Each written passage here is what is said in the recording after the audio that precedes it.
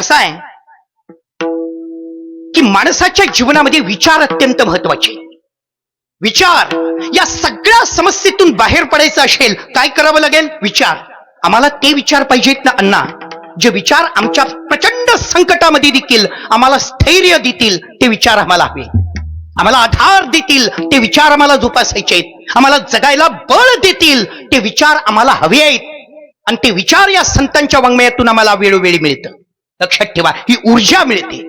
आम्ही हताश आहे, आम्ही निराश आहे. प्रत्येकांचे प्रॉब्लेम्स आहेत. कुणाला आर्थिक प्रॉब्लेम आहे, कुणाला मनासारखी सून नाही, कुणाला मनासारखी सासू नाही, कुणाला मनासारखं गाव नाही, कुणाला मनासारखा परिवार नाही, कुणाला मनासारखं शरीर नाही, कुणाला मनासारखं आयुष्य नाही, कुणाला मनासारखं सौंदर्य नाही, कुणाला मनासारखं उपलब्ध काहीच नाही. पण तरी देखील तिथून भरारी घेता येते आणि आपल्या इच्छित स्थळी पोहोचता येतं.